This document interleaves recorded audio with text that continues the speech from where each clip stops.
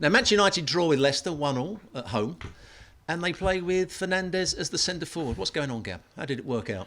Well, hey, look, I mean, action stations. No Cristiano Ronaldo, no Edinson Cavani, no Mason Greenwood. Marcus Rashford still can't start, and you'd still rather play Bruno Fernandes through the middle. I mean, Alanga and Sancho theoretically wide. Maybe they were supposed to come inside ahead of him. He drops off, he goes forward, and it didn't work. And Leicester up and down. I know Fofana was back. They had the better chances. I thought Leicester could have easily won that game. It goes to show that I think centre forward has to be the number one priority, or one of the top priorities for United this summer. Watford gave Liverpool a fight, but Jurgen Klopp's crew nevertheless emerges 2-0 victors.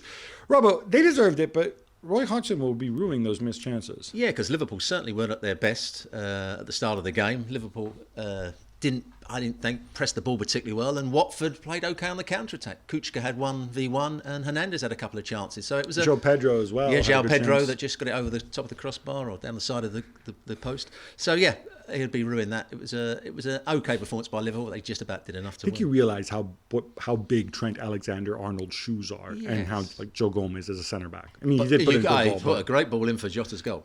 Manchester City score early to dispatch Burnley 2-0. Robbo, it's a lot easier against teams like Burnley when you score early.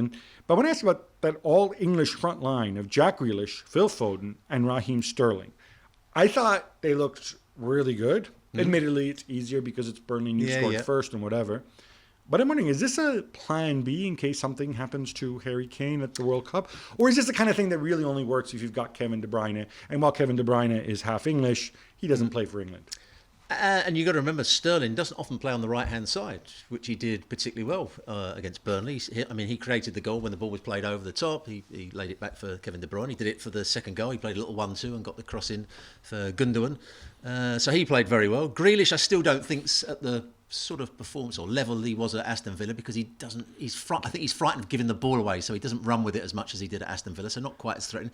And Foden is playing as the position they call the false number 9, and he's doing it very well. But so the answer is no. There's a lot of rotation. I gotta say right now, if something happens with Harry Kane, he's not available or whatever, or he plays badly, I think the England centre. If I were English, I'd want my England centre forward to be Phil Foden, because you know what, he can drop off and create the way Harry Kane does as well. Absolutely, okay. Tottenham Hotspur come from behind to destroy Newcastle 5-1. Robbo, they're joint fourth, at least for a few hours ahead of Arsenal's game tonight. And Harry Kane didn't score, but I thought he was absolutely magnificent. He is a 9 and a 10 rolled into one. He is. He is the English Benzema. I did Benzema at the weekend, and we were talking about how Benzema comes short and dictates the play, but then arrives in the box at the right time.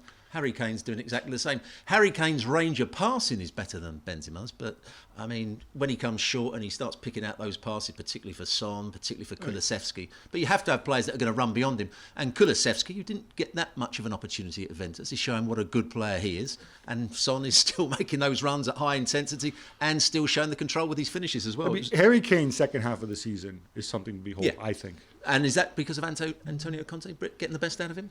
I know you maybe love Antonio the Conte. contract spill over, whatever happens. So it can't be Conte's. No, maybe it's Conte. I don't know.